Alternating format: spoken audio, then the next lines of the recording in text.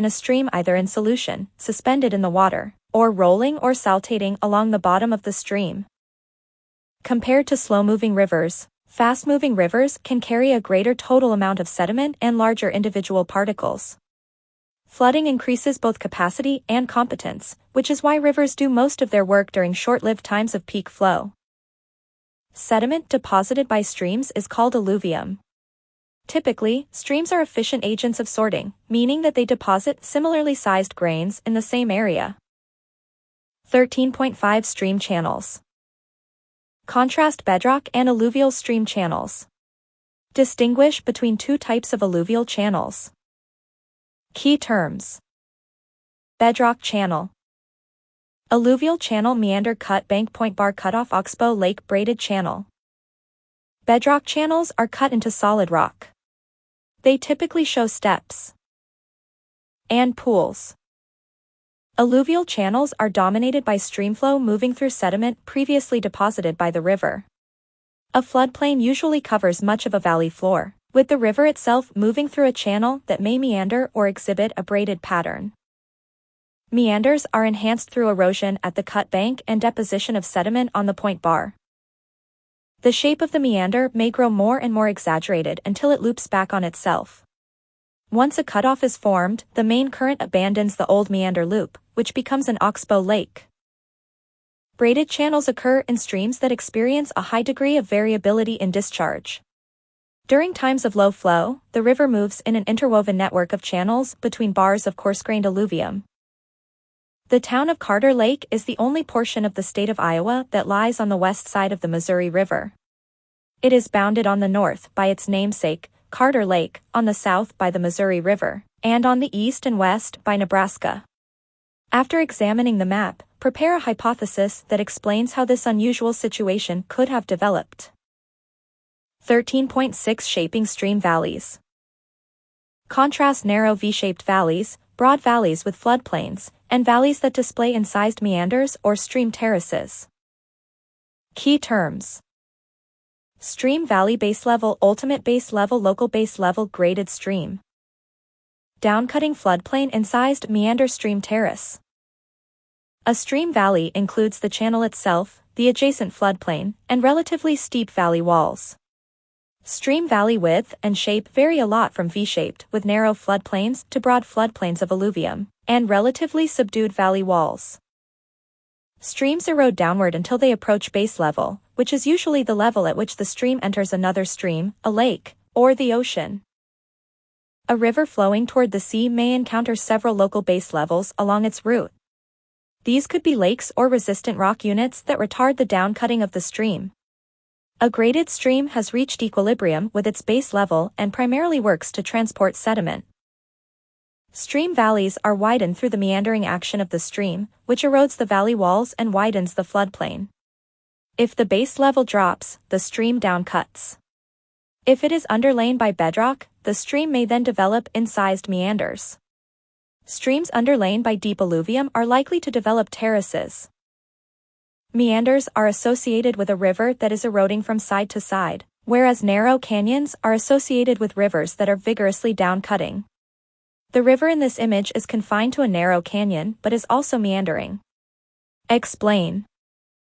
13.7 Depositional landforms. List the major depositional landforms associated with streams and describe the formation of these features. Key terms. Bar delta distributary natural levee back swamp yazoo tributary alluvial fan. A delta may form where a river deposits sediment in another water body at its mouth. The partitioning of streamflow into multiple distributaries spreads sediment in different directions. In the United States, the Mississippi River is an example of a major river with a dynamic delta system. Natural levees result from sediment deposited along the margins of a river channel by many years of successive floods. Because they slope gently away from the channel, the surrounding land is poorly drained, resulting in back swamps. Alluvial fans are fan-shaped deposits of alluvium that form where steep mountain fronts drop down into adjacent valleys. 13.8 Floods and flood control. Summarize the various categories of floods and the common measures of flood control. Key term. Flood. When a stream receives more discharge than its channel can hold, a flood occurs. For major factors that can cause a flood are large amounts of precipitation across a region, sudden pulses of precipitation in areas of high runoff, temporary dams made of floating ice, and failure of human-built dams, causing the sudden escape of water from a reservoir. 3 main structural strategies exist for coping with floods: construction of artificial levees to constrain streamflow to the channel, alterations to make a stream channel's flow more efficient, and building of dams so that a sudden influx of water will be temporarily stored and released slowly to the river system. A non-structural approach involves sound floodplain management. Here, a solid scientific understanding of flood dynamics informs policy and regulation of areas that are subject to flooding. Artificial levees are constructed to protect property from floods. Sometimes artificial levees in rural areas are intentionally opened up to protect a city from experiencing flooding. How does this work? Give it some thought. 1. A river system consists of 3 zones, based on the dominant process operating in each zone. On the accompanying diagram, match each process with one of the 3 zones: sediment production, sediment deposition, sediment transportation. 2. If you collect a jar of water from a stream, what part of its load will settle to the bottom of the jar? What portion will remain in the water indefinitely? What part of the stream's load would probably not be represented in your sample? 3. Streamflow is affected by several variables, including discharge, gradient, and channel roughness, size, and shape. Develop a scenario in which a mass wasting event influences a stream's flow. Explain what led up to, or triggered, the event and describe how the mass wasting process influenced the stream's flow. 4. The meandering White River in Arkansas is a tributary of the Mississippi River. In this aerial view, the color of the river is brown. What part of the stream's load gives it this color? If a channel were created across the narrow neck of land shown by the arrow, how would the river's gradient change? How would the flow velocity be affected by the formation of such a channel? Figure 13.10 to 1 full alternative text description. 5. This image, taken from the International Space Station, shows a plateau and canyons in central Saudi Arabia. Over a long time span, how will the canyons likely change? How will the plateau be affected? Is there a term that describes the process? 6. This satellite image shows the delta of the Yukon River in the Bering Sea along the coast of Alaska. Explain why the river breaks into numerous channels as it crosses the delta. What term is applied to these channels? Notice the cloud of sediment in the water surrounding the delta. Are these sediments more likely sand and gravel or silt and clay? Explain. After the cloud of material settles to the seafloor and the delta expands farther into the Bering Sea, which beds of the delta will these sediments become? 7. Several times during the past 2.5 million years, huge ice sheets formed and spread across large parts of northern hemisphere landmasses and then gradually melted away. How do you think the formation of ice sheets affected sea level? B. How would rivers flowing into the ocean have been affected as the ice sheets expanded? C. What kind of adjustments would these rivers have made as the glacial ice melted? 8. Building a dam is one method of regulating the flow of a river to control flooding. Dams and their reservoirs may also provide recreational opportunities and water for irrigation and hydroelectric power generation. A. When a dam is built, how will the behavior of the stream likely change upstream from the reservoir? B. Given enough time, how might the reservoir change? C. What are some possible environmental impacts of building a dam on a large river? 9. The accompanying images show lag times between rainfall and peak flow for an urban area and a rural area. Which image represents the rural area? Explain your choice. Mastering Geology trademark. Looking for additional review and test prep materials? Visit the study area in Mastering Geology to enhance your understanding of this chapter's content by accessing a variety of resources, including self-study quizzes, geoscience animations, smart figures, mobile field trips, Project Condor quadcopter videos, in the news RSS feeds, flashcards, web links, and an optional Pearson e-text. Chapter 14 Groundwater. The dissolving action of acidic groundwater created these caverns. Later, groundwater deposited the dripstone decorations. Focus on concepts. Each statement represents the primary learning objective for the corresponding major heading within the chapter. After you complete the chapter, you should be able to 14.1 Describe the importance of groundwater as a source of freshwater and groundwater's roles as a geologic agent. 14.2 Prepare a sketch with labels that summarizes the distribution of water beneath Earth's surface. Discuss the factors that cause variations in the water table and describe the interactions between groundwater and streams. 14.3 Summarize the factors that influence the storage and movement of groundwater. Discuss how groundwater movement is measured and the different scales of movement. 14.4 Discuss water wells and their relationship to the water table. Sketch and label a simple artesian system. 14.5 Distinguish among springs, hot springs, and geysers. List the geologic factors that favor geothermal energy development. 14.6 List and discuss important environmental problems associated with groundwater. 14.7 Explain the formation of caverns and the development of karst topography. Although it is hidden from view, vast quantities of water exist in the cracks, crevices, and pore spaces of rock and soil. Groundwater can be found almost everywhere beneath Earth's surface and is a major source of water worldwide. Groundwater is a valuable natural resource that provides about half of our drinking water and is essential to the vitality of agriculture and industry. In addition to its utility, groundwater plays a crucial role in sustaining streamflow between precipitation events, especially during protracted dry periods. Many ecosystems depend on groundwater discharge into streams, lakes, and wetlands. In some regions, large-scale development has caused groundwater levels to decline, resulting in water shortages, streamflow depletion, land subsidence, and increased pumping costs. Groundwater pollution is also a serious issue in some places. 14.1 The importance of groundwater. Describe the importance of groundwater as a source of freshwater and groundwater's roles as a geologic agent. Groundwater is one of our most important and widely available resources, yet people's perceptions of the subsurface environment from which it comes are often unclear and incorrect. This is because the groundwater environment is largely hidden from view except in caves and mines, and the impressions people gain from these subsurface openings are misleading. Observations on the land surface give an impression that Earth is solid. This view remains when we enter a cave and see water flowing in a channel that appears to have been cut into solid rock. Did you know? The term acre-foot is often used to express large quantities of water, such as the volume of a reservoir or amounts allocated for irrigation. As the term implies, an acre-foot is the volume of water needed to cover 1 acre of land to a depth of 1 foot. An acre-foot is equal to 326,000 gallons. Because of such observations, many people believe that groundwater occurs only in underground rivers. In reality, most of the subsurface environment is not solid at all.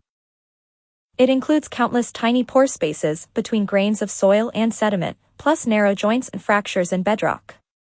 Together, these spaces add up to an immense volume. Where these subsurface pore spaces are saturated with water, that stored water is called groundwater. It is in these small openings that groundwater collects and moves. Groundwater and the hydrosphere.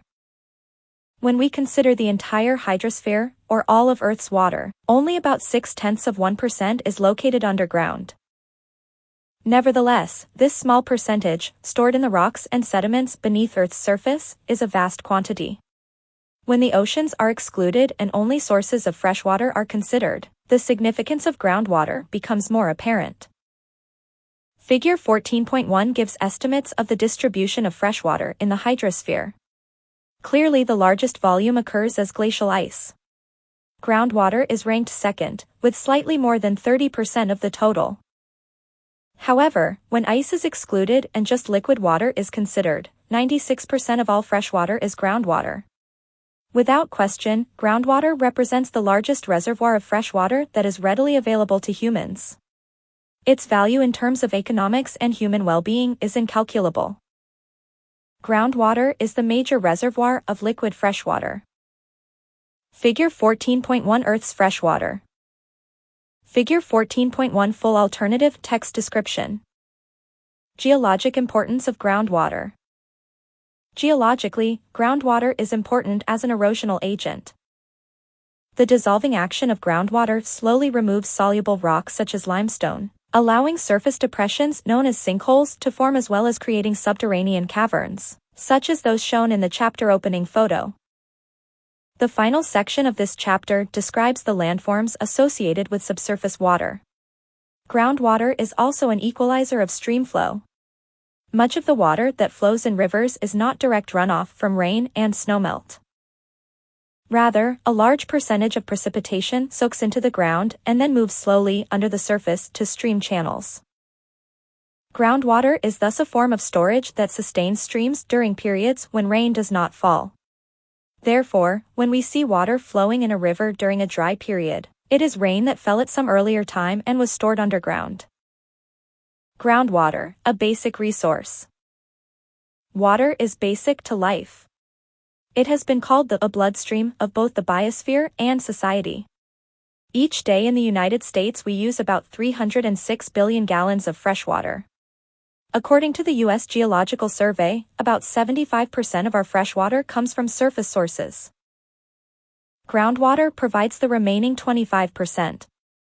One of the advantages of groundwater is that it exists almost everywhere across the country and, thus, is often available in places that lack reliable surface sources such as lakes and rivers.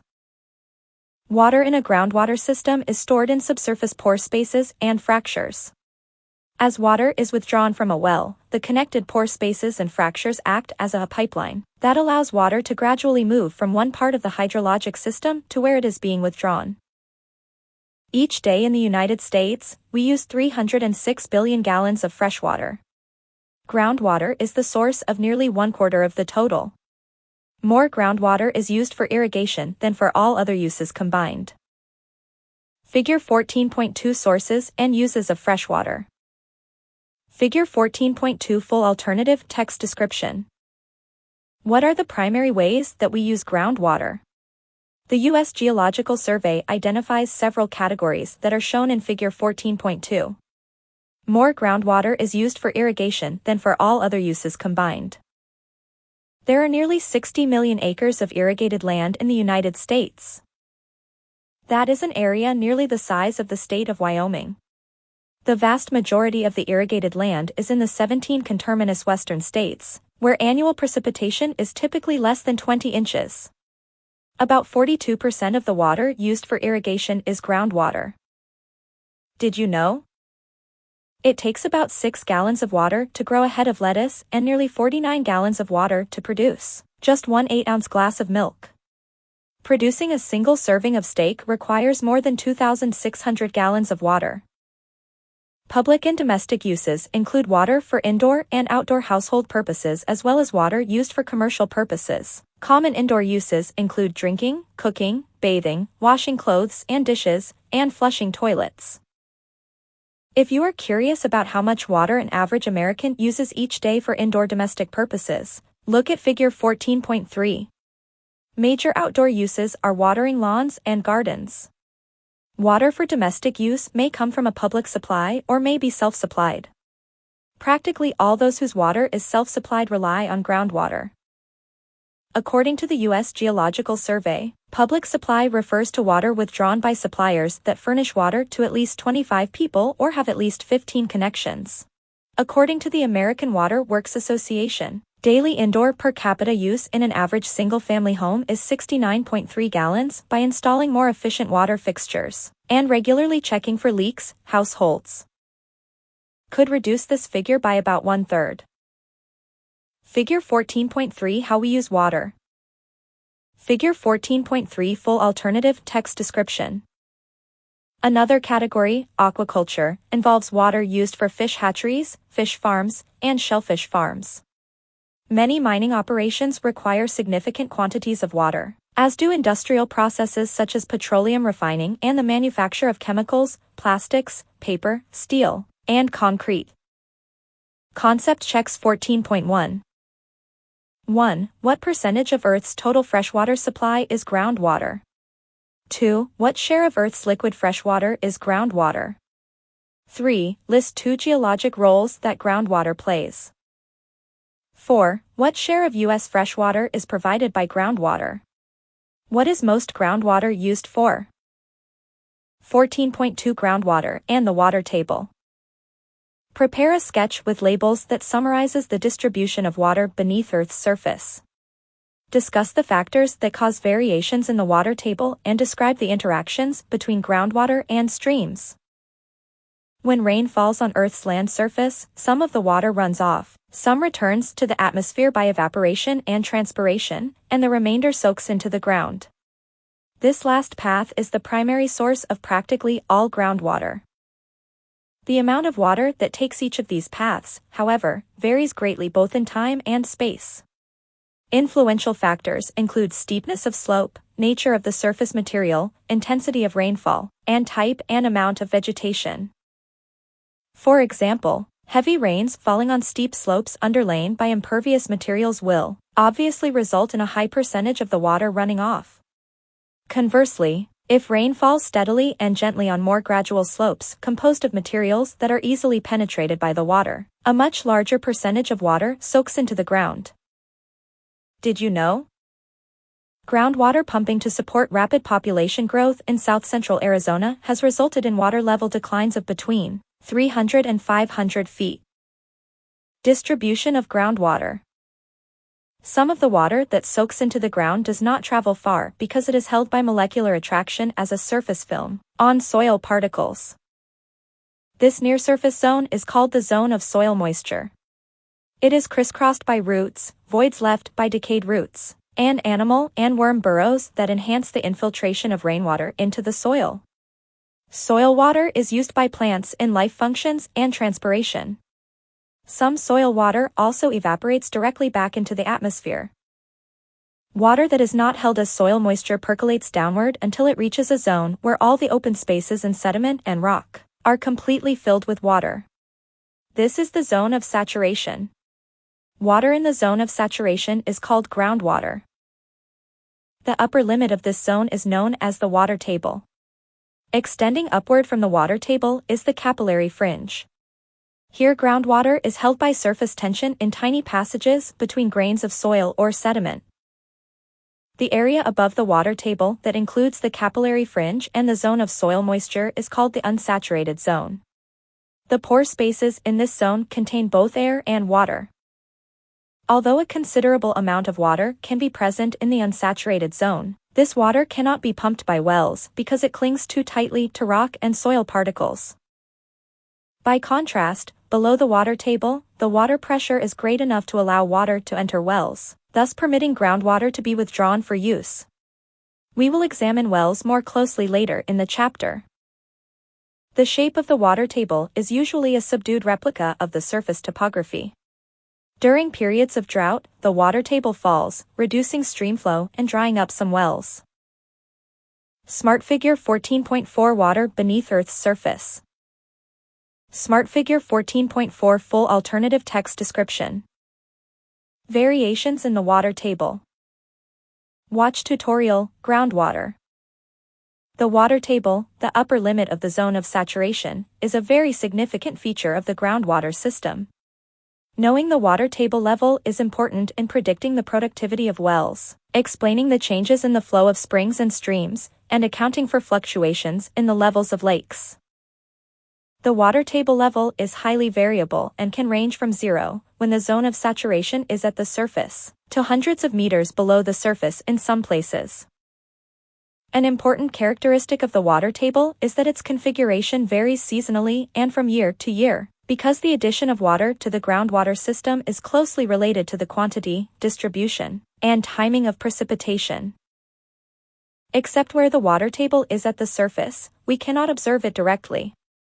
However, the elevation of the water table is mapped and studied in detail by examining water levels in wells.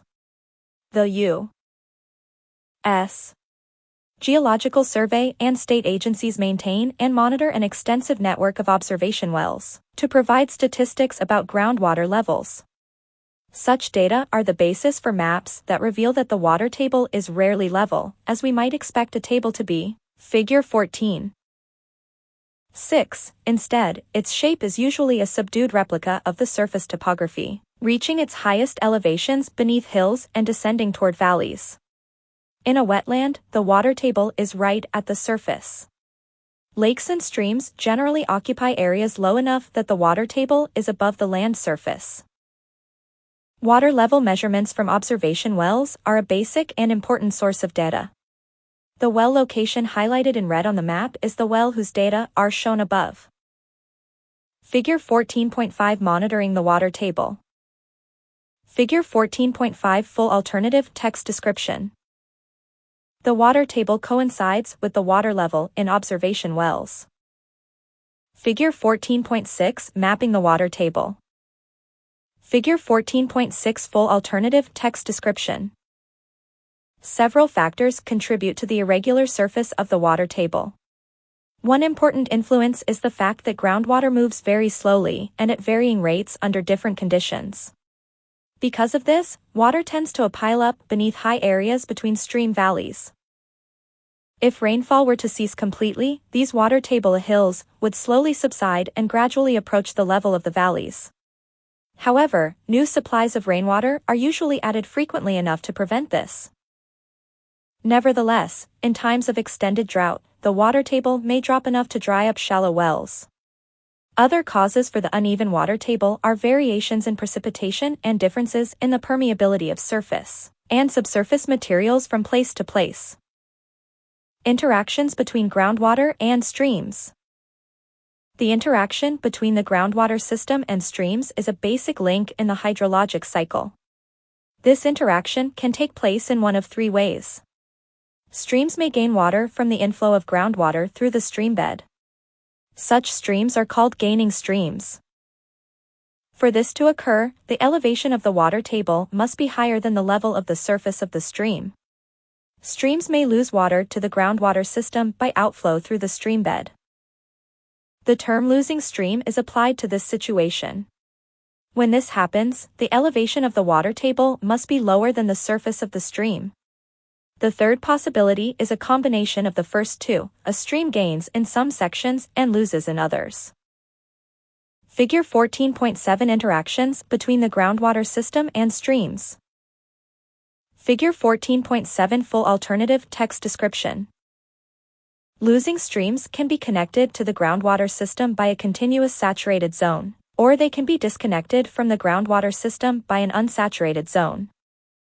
Compare parts B and C in figure 14.7. When the stream is disconnected, the water table may have a discernible bulge beneath the stream if the rate of water movement through the streambed and unsaturated zone is greater than the rate of groundwater movement away from the bulge. In some settings, a stream might always be a gaining stream or might always be a losing stream. However, in many situations, flow direction can vary a great deal along a stream. Some sections receive groundwater, and other sections lose water to the groundwater system. Moreover, the direction of flow can change over a short time span due to storms adding water near the stream bank or when temporary flood peaks move down the channel. Groundwater contributes to streams in most geologic and climatic settings. Even where streams are primarily losing water to the groundwater system, certain sections may receive groundwater inflow during some seasons. One study of 54 streams in all parts of the United States found that 52% of the stream flow was contributed by groundwater. The groundwater contribution ranged from a low of 14% to a maximum of 90%. Groundwater is also a major source of water for lakes and wetlands. Concept checks 14.2. 1. When rain falls on land, what factors influence the amount of water that soaks in? 2. Define groundwater and relate it to the water table. 3. A kitchen table is flat. Is this usually the case for a water table? Why? 4. Contrast a gaining stream and a losing stream. 14.3 Storage and movement of groundwater. Summarize the factors that influence the storage and movement of groundwater. Discuss how groundwater movement is measured and the different scales of movement. The availability of groundwater depends not only on the amount of water stored in the saturated zone, but also on the ability of groundwater to move through the subsurface environment. What factors influence the storage and movement of groundwater? What is the nature of groundwater movement? This section addresses the answers to these basic questions. Influential factors. The nature of subsurface materials strongly influences the rate of groundwater movement and the amount of groundwater that can be stored. Two factors are especially important: porosity and permeability. Porosity. Water soaks into the ground because bedrock, sediment, and soil contain countless voids, or openings. These openings are similar to those of a sponge and are often called pore spaces. The quantity of groundwater that can be stored depends on the porosity of the material, which is the percentage of the total volume of rock or sediment that consists of pore spaces. Voids most often are spaces between sedimentary particles, but also common are joints, faults, cavities formed by the dissolving of soluble rock such as limestone, and vesicles.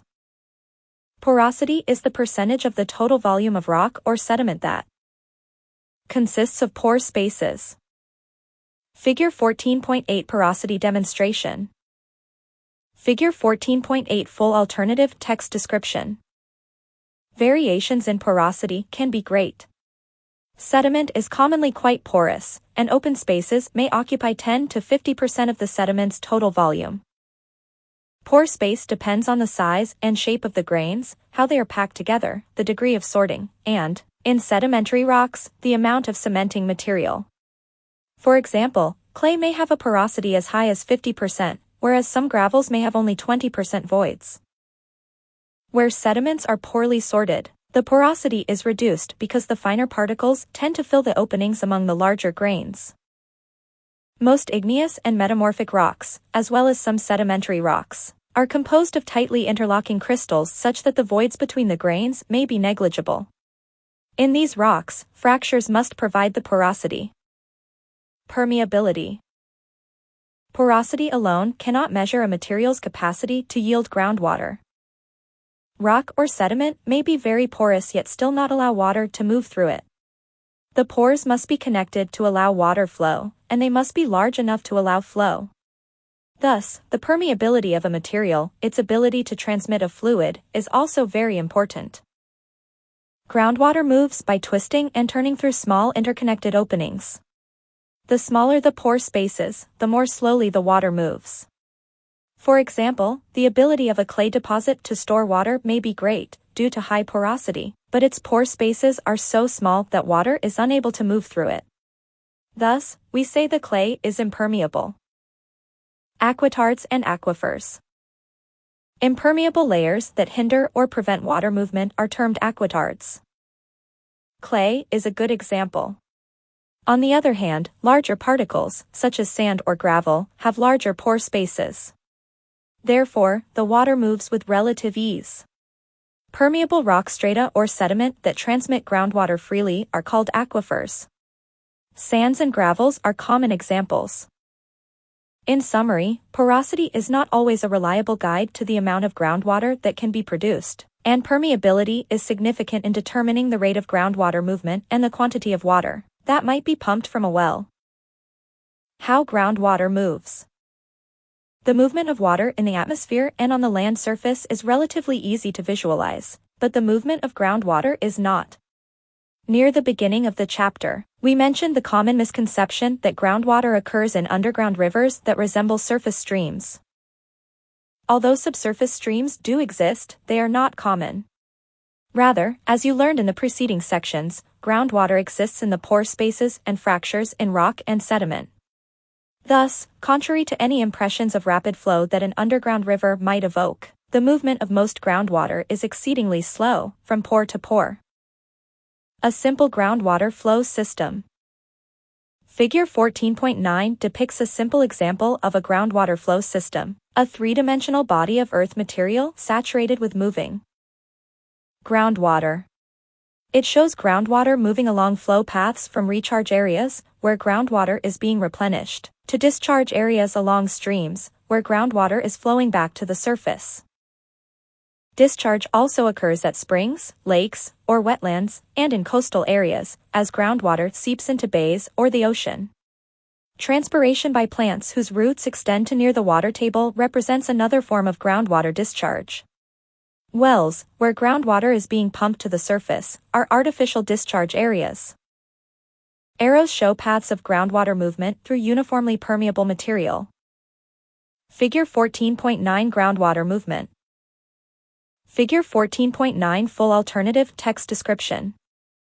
The energy that makes groundwater move is provided by the force of gravity. In response to gravity, water moves from areas where the water table is high to zones where the water table is lower. Although some water takes the most direct path down the slope of the water table, much of the water follows long, curving paths.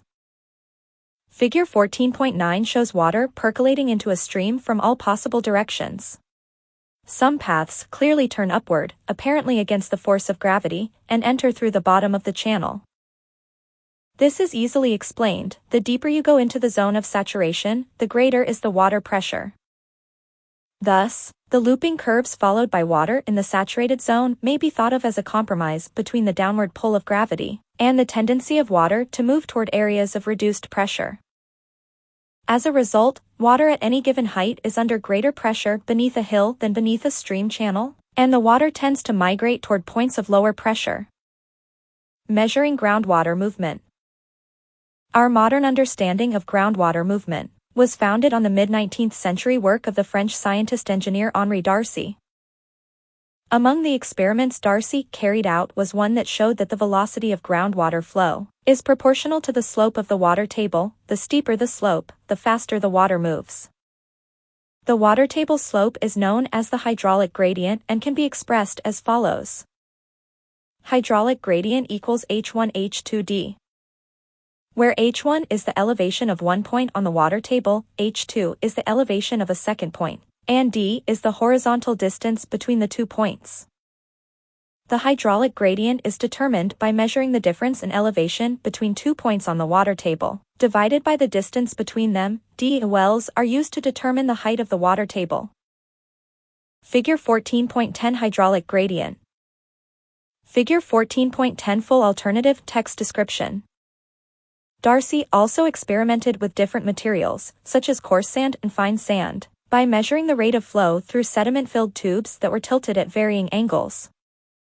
He found that flow velocity varied with the permeability of the sediment. Groundwater flows more rapidly through sediments having greater permeability than through materials having lower permeability. This factor is known as hydraulic conductivity and is a coefficient that takes into account the permeability of the aquifer and the viscosity of the fluid.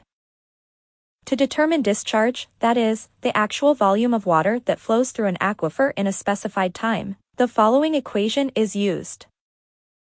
Q equals Kad. Where H1 H2D is the hydraulic gradient, K is the hydraulic conductivity, and A is the cross-sectional area of the aquifer. This expression has come to be called Darcy's law, in honor of the pioneering French scientist-engineer. Using this equation, if you know an aquifer's hydraulic gradient, conductivity, and cross-sectional area, you can calculate its discharge. Different scales of movement. The geographic extent of groundwater flow systems varies from a few square kilometers or less to tens of thousands of square kilometers. The length of flow paths ranges from a few meters to tens and sometimes hundreds of kilometers. Figure 14.11 is a cross-section of a hypothetical region in which a deep groundwater flow system is overlain by and connected to several more shallow local flow systems. The subsurface geology exhibits a complicated arrangement of aquifer units with high hydraulic conductivity and aquitard units with low hydraulic conductivity. The diagram includes subsystems at 3 different scales. Variations in surface topography and subsurface geology can produce a complex situation. The horizontal scale of the figure could range from tens to hundreds of kilometers. Smart Figure 14.11 Hypothetical groundwater flow system. Smart Figure 14.11 Full alternative text description. Starting near the top of figure 14.11, the blue arrows represent water movement in several local groundwater systems that occur in the upper water table aquifer. These groundwater systems are separated by groundwater divides at the center of the hills and discharge into the nearest surface water body. Beneath these shallow systems, red arrows show water movement in a somewhat deeper system in which groundwater does not discharge into the nearest surface water body, but into a more distant one. Finally, the black arrows show groundwater movement in a deep regional system that lies beneath the more shallow ones and is connected to them. The horizontal scale of the figure could range from tens to hundreds of kilometers. Watch tutorial, groundwater flow. Did you know? The rate of groundwater movement is highly variable. One way to measure it is to introduce dye into a well and observe how long it takes for the dye to appear in another well at a known distance from the first. A typical rate for many aquifers is about 50 feet per year. Concept checks 14.3. 1. Distinguish between porosity and permeability. 2. What is the difference between an aquifer and an aquitard? 3. What factors cause water to follow the paths shown in figure 14.9? 4. Relate groundwater movement to hydraulic gradient and hydraulic conductivity. 5. Contrast groundwater movement in a near-surface local system with that in a deep regional system. 14.4 Wells and artesian systems. Discuss water wells and their relationship to the water table. Sketch and label a simple artesian system. According to the National Groundwater Association, there are about 16 million water wells for all purposes in the United States. Private household wells constitute the largest share, more than 13 million. About 500,000 new residential wells are drilled each year. Wells. The most common method for removing groundwater is to use a well, a hole bored into the zone of saturation. Wells serve as small reservoirs into which groundwater migrates and from which it can be pumped to the surface. The use of wells dates back many centuries and continues to be an important method of obtaining water today. Groundwater is the principal source of drinking water for about 50% of the U.S. population, and provides about 96% of the water used for rural domestic supplies. The water table level may fluctuate considerably during the course of a year, dropping during dry periods and rising following periods of rain. Therefore, to ensure a continuous supply of water, a well must penetrate below the water table. Whenever water is withdrawn from a well, the water table around the well is lowered. This effect, termed drawdown, decreases with increasing distance from the well. The result is a depression in the water table, roughly conical in shape, known as a cone of depression. Because the cone of depression increases the hydraulic gradient near the well, groundwater flows more rapidly toward the opening. For most smaller domestic wells, the cone of depression is negligible. However, when wells are heavily pumped for irrigation or for industrial purposes, drawdown can be great enough to create a very wide and steep cone of depression. This may substantially lower the water table in an area and cause nearby shallow wells to become dry. Figure 14.12 illustrates this situation. For most small domestic wells, the cone of depression is negligible. When wells are heavily pumped, the cone of depression can be large and may lower the water table such that nearby shallower wells may be left dry. Smart Figure 14.12 Cone of depression. Smart Figure 14.12 Full alternative text description. Watch animation, cones of depression. Drilling a successful well is a familiar challenge in areas where groundwater is the primary source of supply. One well may be successful at a depth of 10 meters, whereas a neighbor may have to go twice as deep to find an adequate supply. Still others may be forced to go deeper or try a different site altogether. When subsurface materials are heterogeneous, the amount of water that a well can provide may vary a great deal over short distances. For example, when two nearby wells are drilled to the same level and only one is successful, it may be because there is a perched water table beneath one of them. As Figure 14.13 illustrates, a perched water table forms where an aquitard is situated above the main water table. Massive igneous and metamorphic rocks provide a second example. These crystalline rocks are usually not very permeable, except where they are cut by many intersecting joints and fractures. Therefore, when a well drilled into such rock does not intersect an adequate network of fractures, it is likely to be unproductive. Figure 14.13 Perched Water Table. Figure 14.13 Full alternative text description. Artesian systems. In most wells, water cannot rise on its own. If water is first encountered at a depth of 30 meters, it remains at that level, fluctuating perhaps 1 or 2 meters with seasonal wet and dry periods. However, in some wells, water rises without being pumped, sometimes overflowing at the surface. Such wells are abundant in the Artois region of northern France, and so we call these self-rising wells artesian. The term artesian is applied to any situation in which groundwater under pressure rises above the level of the aquifer.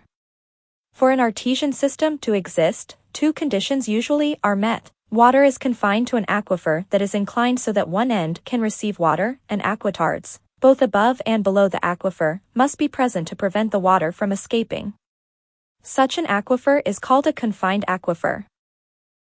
When such a layer is tapped, the pressure created by the weight of the water above forces the water to rise.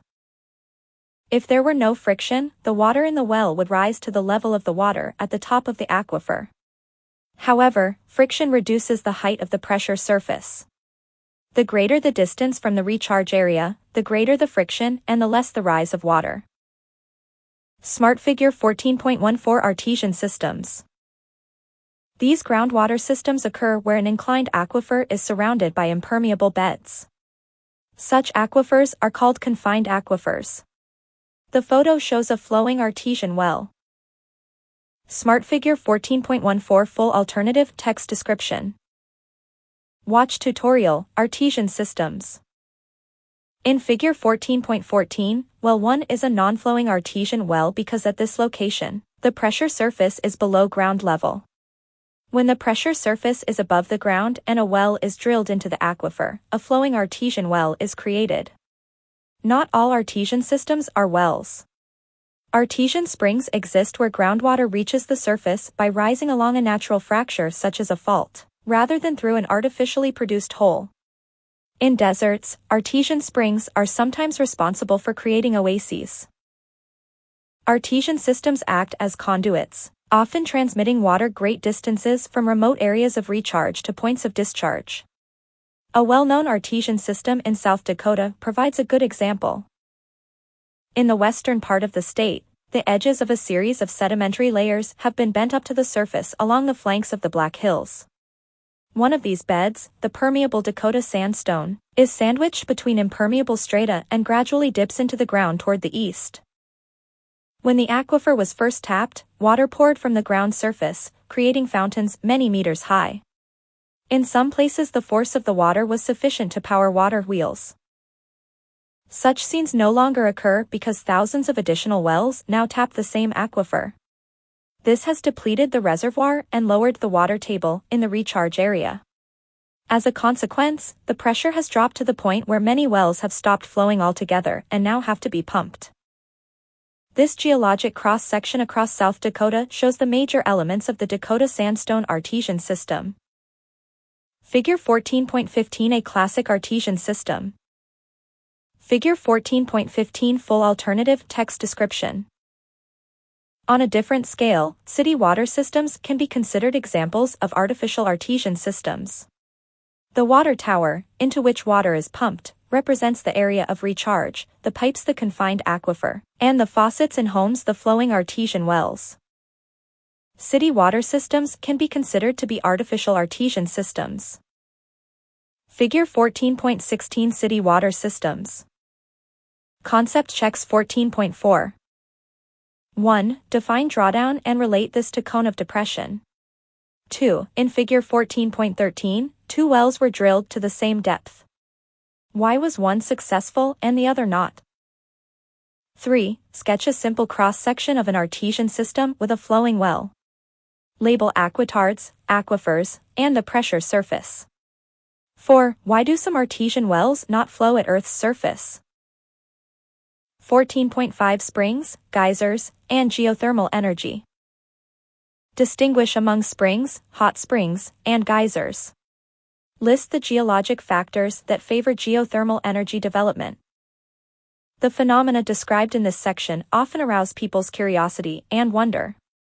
The fact that springs, hot springs, and geysers seem rather mysterious is not difficult to understand, for here is water flowing or spewing from the ground in all kinds of weather, in seemingly inexhaustible supply, but with no obvious source.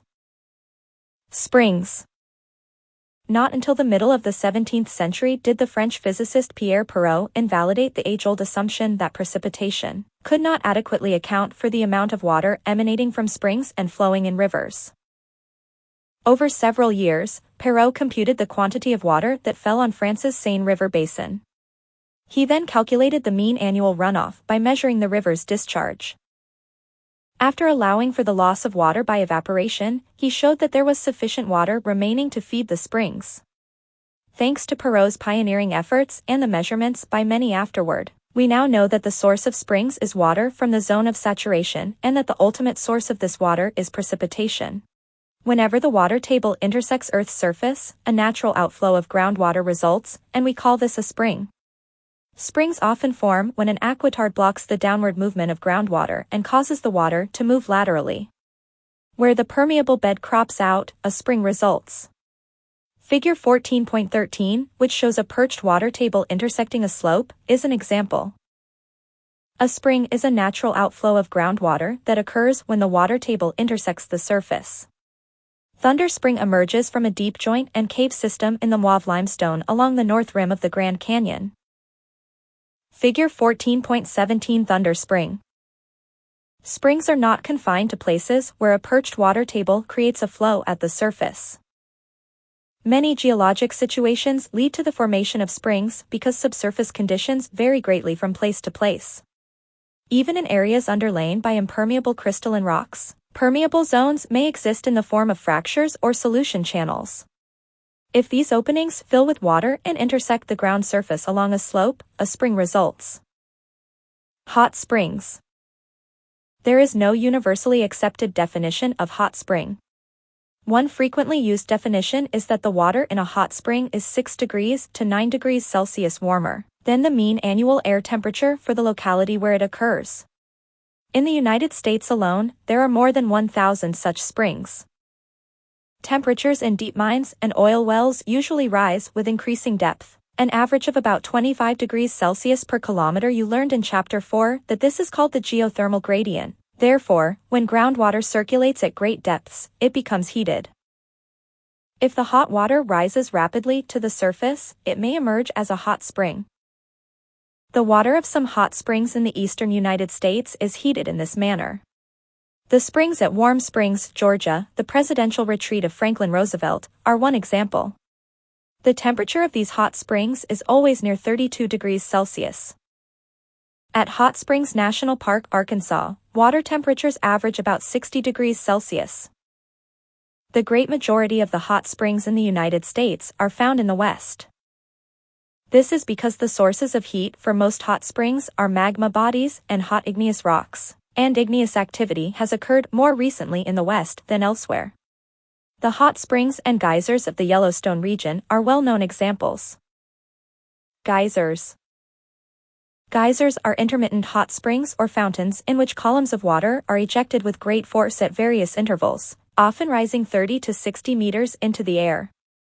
After the jet of water ceases, a column of steam rushes out, usually with a thunderous roar. Perhaps the most famous geyser in the world is Old Faithful in Yellowstone National Park. The great abundance, diversity, and spectacular nature of Yellowstone's geysers, and other thermal features undoubtedly was the primary reason for its becoming the first national park in the United States. Geysers are also found in other parts of the world, notably New Zealand and Iceland. In fact, the Icelandic word geisa, meaning to gush, gives us the name geyser. This geyser in Wyoming's Yellowstone National Park is one of the most famous in the world. Figure 14.18 Old Faithful. How geysers work. Geysers occur where extensive underground chambers exist within hot igneous rocks. How they operate is shown in Figure 14.19. As relatively cool groundwater enters the chambers, it is heated by the surrounding rock. At the bottom of the chambers, the water is under great pressure because of the weight of the overlying water. This great pressure prevents the water from boiling at the normal surface boiling point of 100 degrees Celsius. For example, water at the bottom of a 300-meter water-filled chamber must attain nearly 230 degrees Celsius before it will boil. The heating causes the water to expand, with the result that some is forced out at the surface. This loss of water reduces the pressure on the remaining water in the chamber, which lowers the boiling point. A portion of the water deep within the chamber quickly turns to steam, and the geyser erupts. Following eruption, cool groundwater again seeps into the chamber, and the cycle begins anew. A geyser can form if the underground plumbing does not allow heat to be readily distributed by convection. Smart Figure 14.19 How a geyser works. Smart Figure 14.19 Full alternative text description. Watch tutorial, Geysers. Did you know? Many people think that Old Faithful erupts so reliably, every hour on the hour, that you can set your watch by it. So goes the legend, but it's not true. Time spans between eruptions vary from about 65 minutes to more than 90 minutes and have generally increased over the years, thanks to changes in the geyser's plumbing. Geyser deposits. When groundwater from hot springs and geysers flows out at the surface, material in solution is often precipitated, producing an accumulation of chemical sedimentary rock.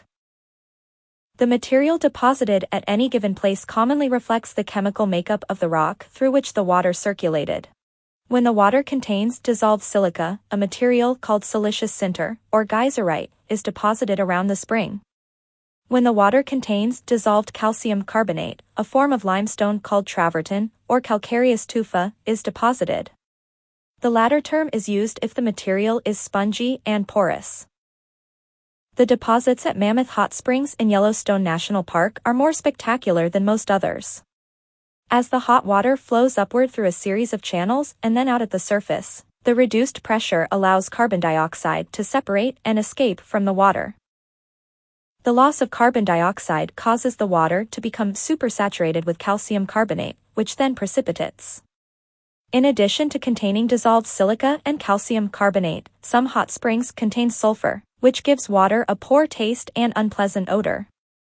This is undoubtedly the case at Rotten Egg Spring, Nevada. Although most of the deposits associated with geysers and hot springs in Yellowstone National Park are silica-rich geyserite, the deposits here consist of a form of limestone called travertine. Figure 14.20 Yellowstone's Mammoth Hot Springs. Geothermal energy. Geothermal energy is harnessed by tapping natural underground reservoirs of steam and hot water. These occur where subsurface temperatures are high, due to relatively recent volcanic activity. Geothermal energy is put to use in two ways. The steam and hot water are used for space heating and to generate electricity. Iceland, a large volcanic island astride the mid-Atlantic ridge, provides a good example. In Iceland's capital, Reykjavik, steam and hot water are pumped into buildings throughout the city for space heating. They also warm greenhouses, where fruits and vegetables are grown throughout the year. In the United States, localities in several western states use hot water from geothermal sources for space heating. The first commercial geothermal power plant in the United States was built in 1960 at the Geysers, north of San Francisco. These facilities remain the world's largest geothermal installation, generating nearly 1,000 megawatts of electrical power. In addition to the geysers, geothermal development is occurring elsewhere in the western United States, including Nevada, Utah, and the Imperial Valley in Southern California.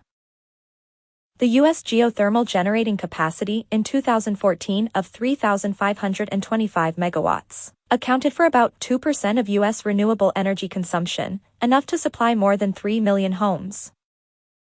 This facility, near the city of Santa Rosa in Northern California, is the world's largest electricity-generating geothermal development. Most of the steam wells are about 3,000 meters deep. California's 35 geothermal power plants were responsible for 80% of U.S. geothermal power production in 2014. The following geologic factors favor a geothermal reservoir of commercial value. 1. A potent source of heat, such as a large magma chamber deep enough to ensure adequate pressure and slow cooling but not so deep that the natural water circulation is inhibited. Such magma chambers are most likely in regions of recent volcanic activity. Figure 14.21 The geysers. 2. Large and porous reservoirs with channels connected to the heat source, near which water can circulate and then be stored in the reservoir. 3. A cap of low permeability rocks that inhibits the flow of water and heat to the surface. A deep, well-insulated reservoir contains much more stored energy than a similar but uninsulated reservoir. Geothermal sources are not expected to provide a high percentage of the world's growing energy needs. Nevertheless, in regions where its potential can be developed, the use of geothermal energy will continue to grow. Concept checks 14.5.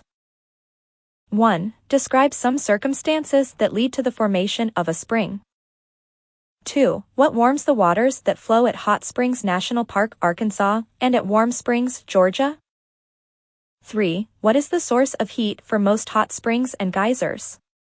How is this reflected in the distribution of these features? 4. Describe what occurs to cause a geyser to erupt. 14.6 Environmental problems. List and discuss important environmental problems associated with groundwater. Like many of our other valuable natural resources, groundwater is being exploited at an increasing rate. In some areas, overuse threatens the groundwater supply. In other places, groundwater withdrawal has caused the ground and everything resting on it to sink.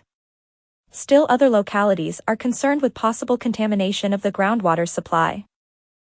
Treating groundwater as a non-renewable resource.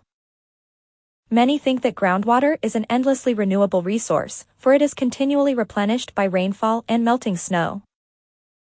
But in some regions, groundwater must be treated as a non-renewable resource because the amount of water available to recharge the aquifer is significantly less than the amount being withdrawn. In such situations, groundwater is essentially being mined. High Plains Aquifer. The High Plains Aquifer occupies a large, relatively dry region that extends from South Dakota to western Texas. The extensive agricultural economy in the region is heavily dependent on groundwater for irrigation. In fact, this aquifer accounts for about 30% of all groundwater withdrawn for irrigation in the country. Because evaporation rates are high and precipitation is modest, there is little rainwater to recharge the aquifer. Thus, in some parts of the region, where intense irrigation has been practiced for an extended period, depletion of groundwater has been severe. Figure 14.22 bears this out. The map shows changes in groundwater levels from pre-development to 2013. Extensive pumping for irrigation has led to water level declines in excess of 30 meters in parts of 4 states. Water level rises have occurred where surface water is used for irrigation, such as along the Platte River in Nebraska. Figure 14.22 High Plains Aquifer. Figure 14.22 Full alternative text description. Impact of prolonged drought. The map in Figure 14.23 shows the extent and severity of drought conditions in California in late January 2016. Entering its 5th year of drought, nearly 64% of the state was experiencing extreme or exceptional drought. Because of the long span of abnormally dry weather, the amount of water stored in lakes and reservoirs was severely depleted. To make up for the shortfall, groundwater use soared. Many areas experienced a dramatic increase in well drilling, not only more wells but deeper wells to reach the dropping water table. Nearly 60% of the state's water needs were being met by groundwater, up from 40% in years when rain and snow were normal. Much of the West was experiencing drought at this time. California was suffering most. More than 95% of the state had at least severe drought conditions. The prolonged dry spell led to accelerated groundwater pumping and a significant lowering of the water table. To examine current and archived drought maps, go to Figure 14.23 Drought Status Map for California on January 26, 2016. Land subsidence caused by groundwater withdrawal. As you will see later in this chapter, surface subsidence can result from natural processes related to groundwater. However, the ground may also sink when water is pumped from wells faster than natural recharge processes can replace it. This effect is particularly pronounced in areas underlain by thick layers of unconsolidated sediments. As the water is withdrawn, the water pressure drops, and the weight of the overburden is transferred to the sediment. The greater pressure packs the sediment grains tightly together, and the ground subsides. Did you know? In the contiguous United States, the size of the area affected by land subsidence due to groundwater withdrawal amounts to an estimated 10,000 m², an area about the size of Massachusetts. Many areas may be used to illustrate land subsidence caused by excessive pumping of groundwater from relatively loose sediment. A classic example in the United States occurred in the San Joaquin Valley of California, where subsidence reached 9 meters in some areas. Many other cases of land subsidence due to groundwater pumping exist in the United States, including portions of southern Arizona, Las Vegas, Nevada, New Orleans and Baton Rouge, Louisiana, and the Houston, Galveston area of Texas. In the low-lying coastal area between Houston and Galveston, land subsidence of 1.5 to 3 meters has occurred. The result is that about 78 square kilometers are permanently flooded. The San Joaquin Valley, an important agricultural area, relies heavily on irrigation. Between 1925 and 1975, this part of the valley subsided 9 meters because of the withdrawal of groundwater and the resulting compaction of sediments. Figure 14.24. That sinking feeling. In southern Arizona, heavy pumping has led to water table declines of up to 180 meters. This has triggered extensive and uneven permanent compaction of sediments and the formation of large fissures in the ground around the margins of subsiding basins. Some rural roads have signs that warn of the potential hazard. Figure 14.25. Land subsidence in south-central Arizona. Outside the United States, one of the most spectacular examples of subsidence occurred in Mexico City, a portion of which is built on a former lake bed. In the first half of the 20th century, thousands of wells were sunk into the water-saturated sediments beneath the city.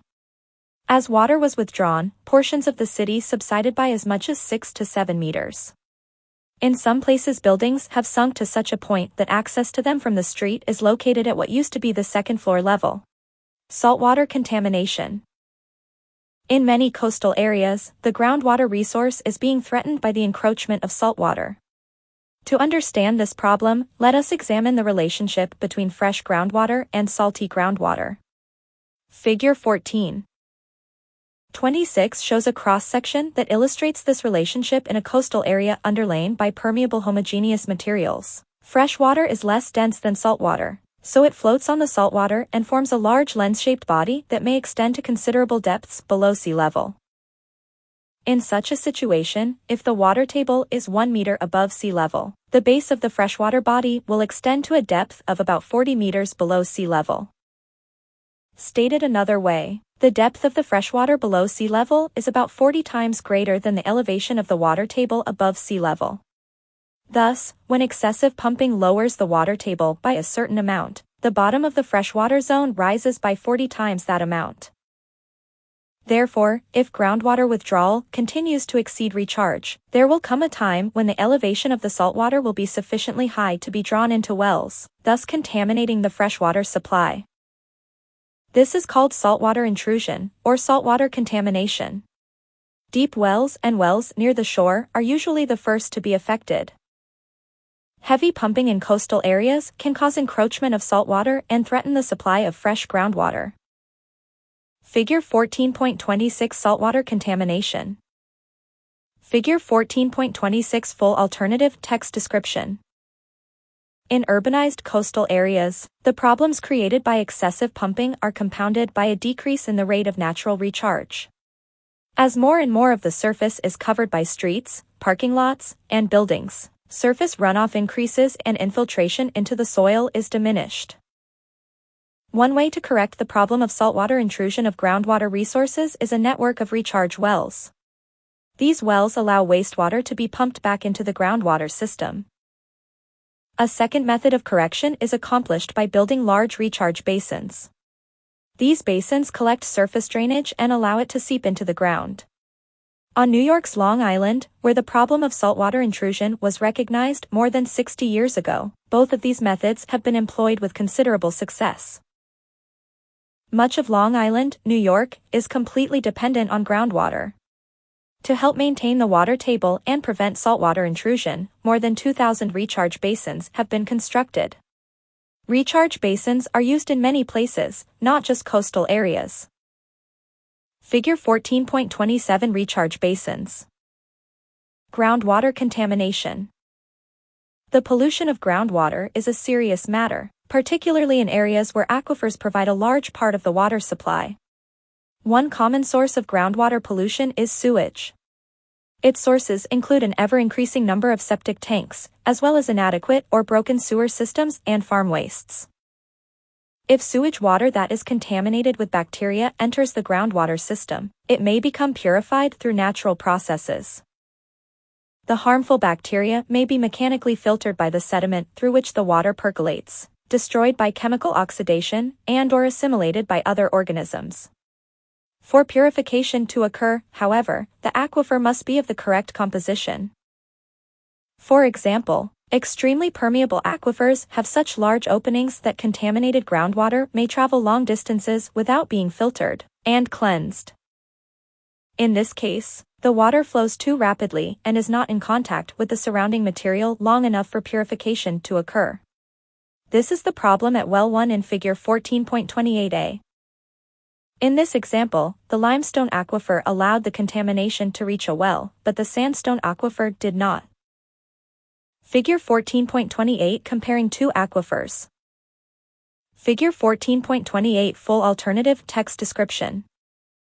On the other hand, when the aquifer is composed of sand or permeable sandstone, water can sometimes be purified after traveling only a few dozen meters through it. The openings between sand grains are large enough to permit water movement, yet the movement of the water is slow enough to allow ample time for its purification. Other sources and types of contamination also threaten groundwater supplies. These include widely used substances such as highway salt, fertilizers that are spread across the land surface, and pesticides. In addition, a wide array of chemicals and industrial materials may leak from pipelines, storage tanks, landfills, and holding ponds. Some of these pollutants are classified as hazardous, meaning that they are either flammable, corrosive, explosive, or toxic. In landfills, potential contaminants are heaped onto mounds or spread directly over the ground. As rainwater oozes through the refuse, it may dissolve a variety of organic and inorganic materials. If the leached material reaches the water table, it will mix with the groundwater and contaminate the supply. Similar problems may result from leakage of shallow excavations called holding ponds into which a variety of liquid wastes are disposed. Because groundwater movement is usually slow, polluted water can go undetected for a long time. In fact, contamination is sometimes discovered only after drinking water has been affected and people become ill. By this time, the volume of polluted water may be very large, and even if the source of contamination is removed immediately, the problem is not solved. Although the sources of groundwater contamination are numerous, there are relatively few solutions. Once the source of the problem has been identified and eliminated, the most common practice is simply to abandon the water supply and allow the pollutants to be flushed away gradually. This is the least costly and easiest solution, but the aquifer must remain unused for many years. To accelerate this process, polluted water is sometimes pumped out and treated. Following removal of the tainted water, the aquifer is allowed to recharge naturally, or in some cases the treated water or other fresh water is pumped back in. This process is costly, time-consuming, and may be risky because there is no way to be certain that all of the contamination has been removed. Clearly, the most effective solution to groundwater contamination is prevention. Concept checks 14.6. 1. Describe the problem associated with pumping groundwater for irrigation in the southern high plains, and in areas experiencing prolonged drought, such as California in 2016. 2. Explain why ground may subside after groundwater is pumped to the surface. 3. Which type of aquifer material would be most effective in purifying polluted groundwater, coarse gravel, sand, or cavernous limestone? 4. Describe a significant problem that may arise when groundwater is heavily pumped at a coastal site. 14.7 The geologic work of groundwater. Explain the formation of caverns and the development of karst topography. Groundwater dissolves rock. This fact is key to understanding how caverns and sinkholes form. Soluble rocks, especially limestone, underlie millions of square kilometers of Earth's surface, and it is in these rocks that groundwater carries on its important role as an erosional agent. Limestone is nearly insoluble in pure water but is quite easily dissolved by water containing small quantities of carbonic acid, and most groundwater contains this acid. It forms because rainwater readily dissolves carbon dioxide from the air and from decaying plants. Therefore, when groundwater comes in contact with limestone, the carbonic acid reacts with the calcite in the rocks to form calcium bicarbonate, a soluble material that is then carried away in solution. Portions of Kentucky are underlain by limestone. Dissolution by groundwater has created a landscape characterized by caves and sinkholes. Caverns. Smart Figure 14.29 Kentucky's Mammoth Cave Area. Watch Mobile Field Trip, a Mammoth Cave. The most spectacular results of groundwater's erosional handiwork are limestone caverns. In the United States alone, about 17,000 caves have been discovered, and more are being found every year. Although most are relatively small, some have spectacular dimensions.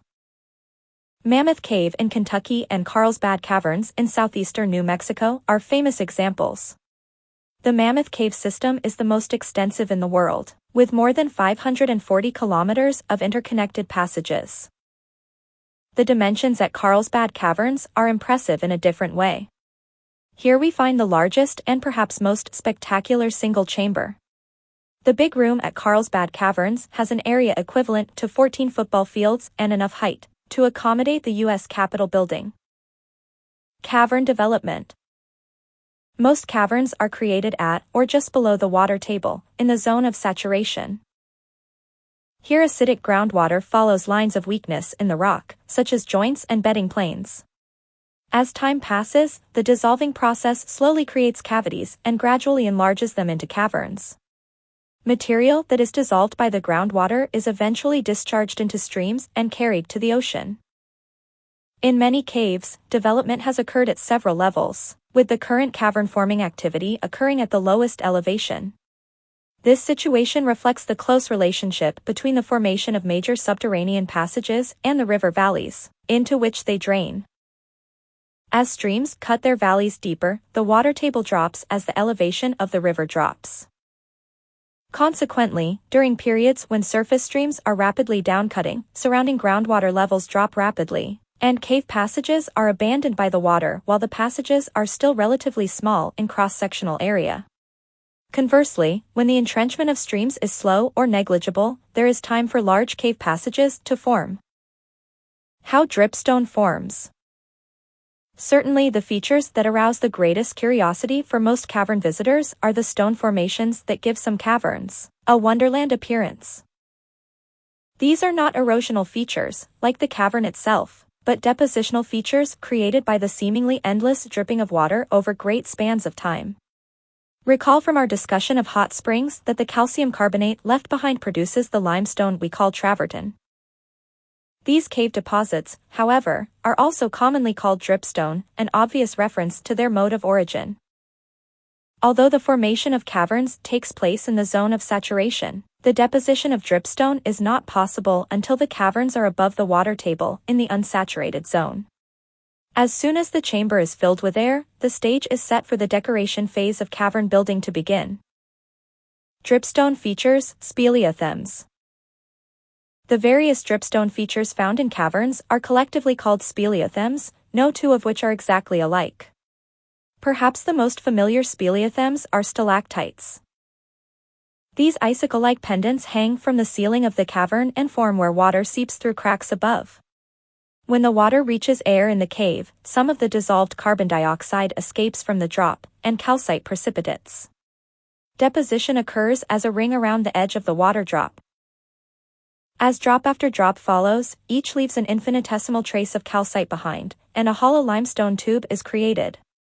Water then moves through the tube, remains suspended momentarily at the end, contributes a tiny ring of calcite, and falls to the cavern floor.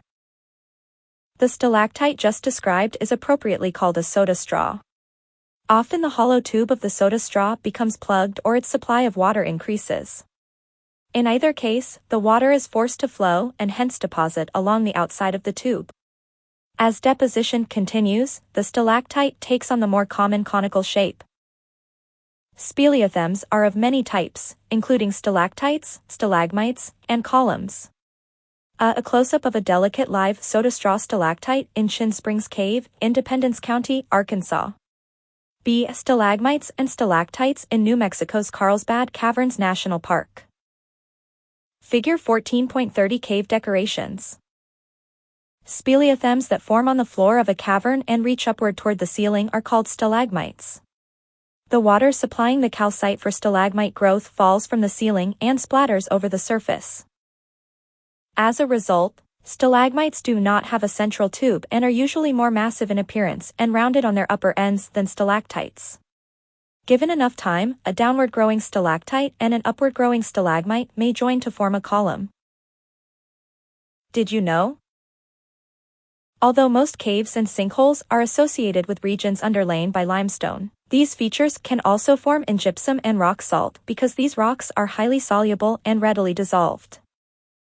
Karst topography. Many areas of the world have landscapes that, to a large extent, have been shaped by the dissolving power of groundwater. Such areas are said to exhibit karst topography, named for the Krs Plateau in Slovenia, located along the northeastern shore of the Adriatic Sea, where such topography is strikingly developed. In the United States, karst landscapes occur in many areas that are underlain by limestone, including portions of Kentucky, Tennessee, Alabama, southern Indiana, and central and northern Florida. Generally, arid and semi-arid areas are too dry to develop karst topography. When solution features exist in such regions, they are likely to be remnants of a time when rainier conditions prevailed. Figure 14.31 Development of a karst landscape. Figure 14.31 Full alternative text description. Sinkholes. Karst areas typically have irregular terrain punctuated with many depressions, called sinkholes, or sinks. In the limestone areas of Florida, Kentucky, and southern Indiana, there are tens of thousands of these depressions, varying in depth from just 1 or 2 meters to more than 50 meters. Karst landscapes are typically punctuated with these depressions. The white spots in the New Zealand photo are grazing sheep. Photo on left by David Wall Alami Images, photo on right by AP Photo The Florida Times-Union. John M. Fletcher. Sinkholes commonly form in 2 ways. Some develop gradually over many years, without any physical disturbance to the rock. In these situations, the limestone immediately below the soil is dissolved by downward sweeping rainwater that is freshly charged with carbon dioxide. With time, the bedrock surface is lowered, and the fractures into which the water seeps are enlarged. As the fractures grow in size, soil subsides into the widening voids, from which it is removed by groundwater flowing in the passages below. These depressions are usually shallow and have gentle slopes. Figure 14.32 Sinkholes. Did you know?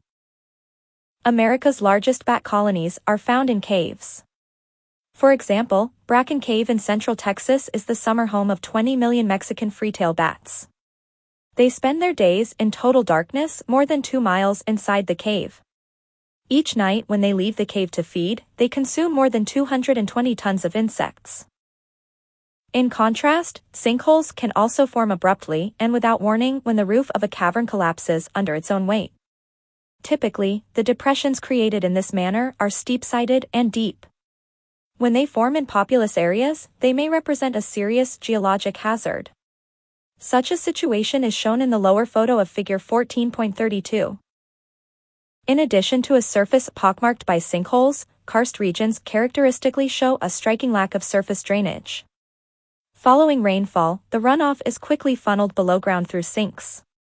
It then flows through caverns until it finally reaches the water table. Where streams do exist at the surface, their paths are usually short.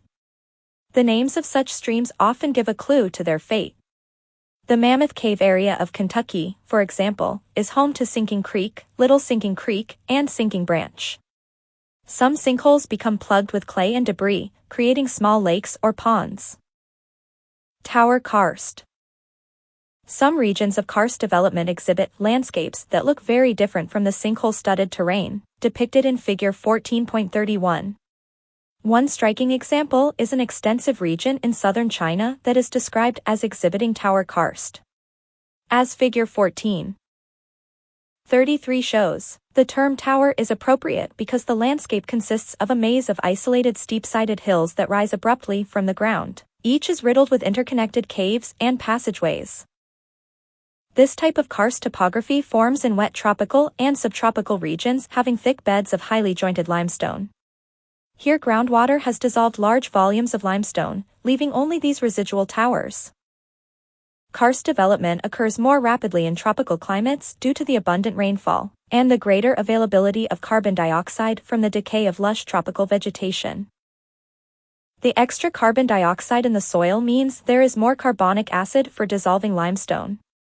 Other tropical areas of advanced karst development include portions of Puerto Rico, western Cuba, and northern Vietnam. One of the best-known and most distinctive regions of tower karst development is along the Li River in the Guilin district of southeastern China. Figure 14.33 Tower karst in China. Concept checks 14.7. 1. How does groundwater create caverns? 2. What causes cavern formation to stop at one level but continue or begin at a lower level? 3. How do stalactites and stalagmites form? 4. Describe 2 ways in which sinkholes form. Concepts in review, groundwater. 14.1 The importance of groundwater. Describe the importance of groundwater as a source of freshwater and groundwater's roles as a geologic agent. Key term. Groundwater. Groundwater is water stored below Earth's surface, mainly in tiny pore spaces between rock or sediment grains. Groundwater represents the largest reservoir of freshwater that is readily available to humans and is a critical resource for human civilization.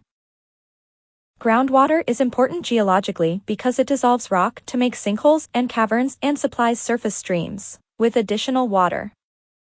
Each day in the United States we use about 306 billion gallons of freshwater. Groundwater provides about 76 billion gallons, or 25% of the total. More groundwater is used for irrigation than for all other uses combined. Examine Figure 14.1 and answer these questions. How much of Earth's freshwater is groundwater? How much of Earth's liquid freshwater is groundwater? 14.2 Groundwater and the water table. Prepare a sketch with labels that summarizes the distribution of water beneath Earth's surface. Discuss the factors that cause variations in the water table and describe the interactions between groundwater and streams. Key terms. Zone of soil moisture. Zone of saturation water table. Capillary fringe. Unsaturated zone gaining stream losing stream. Some of the rain that falls on land soaks into the ground. Typically, a hole dug into the ground penetrates this zone of soil moisture and then crosses the unsaturated zone where pore spaces contain both water and air. The soil grows moist again just above the water table, in the capillary fringe. Crossing the water table, the boundary between the groundwater below and the unsaturated zone above, the hole begins to fill, to the height of the water table, with water that flows in from the zone of saturation. Streams and groundwater interact in one of 3 ways. Streams gain water from the inflow of groundwater. They lose water through the streambed to the groundwater system. Or they do both, gaining in some sections and losing in others. Examine this cross-section, which shows the distribution of water in loose sediments. Provide the correct term for each lettered feature. Figure 14.9 to 1 full alternative text description. 14.3 Storage and movement of groundwater. Summarize the factors that influence the storage and movement of groundwater. Discuss how groundwater movement is measured and the different scales of movement. Key terms: porosity, permeability, aquitard, aquifer, recharge area, discharge area, hydraulic gradient, hydraulic conductivity, Darcy's law. The quantity of water that can be stored in a material depends on the material's porosity. The permeability of a material is a very important factor controlling the movement of groundwater. Materials with very small pore spaces hinder or prevent groundwater movement and are called aquitards. Aquifers consist of materials with larger pore spaces that are permeable and transmit groundwater freely. Groundwater flows slowly through underground pore spaces, moving on average only a few centimeters per day.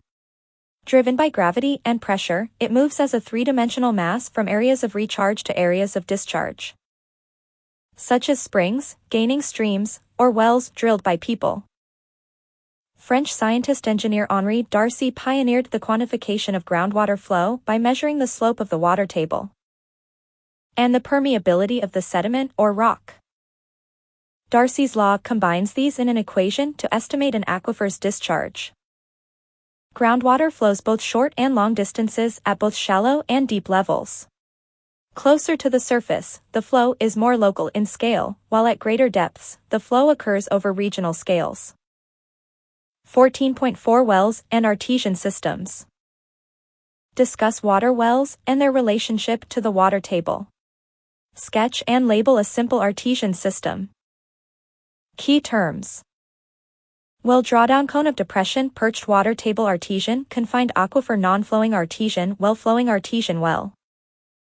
For centuries, humans have been obtaining groundwater by drilling wells. As water is pumped out, the water table immediately adjacent to the well drops. This drawdown results in a dimple in the surface of the water table called the cone of depression. If there is sufficient drawdown, the cone of depression might encompass a large enough area that neighboring wells might go dry. A perched water table results from groundwater piled up atop an aquitard that is above the main body of groundwater. The shape of the water table is complex, which results in challenges for people trying to drill productive wells. Artesian wells tap into inclined aquifers bounded above and below by aquitards. For a system to qualify as artesian, the water in the well must be under sufficient pressure that it can rise above the top of the confined aquifer. Artesian wells may be flowing or non-flowing, depending on whether the pressure surface is above or below the ground surface. In 1900, when this well was drilled near Woonsocket in eastern South Dakota, a gusher of water nearly 30 meters high resulted. Describe or sketch the subsurface geologic situation that was responsible for this fountain of water. What term is applied to a well such as this?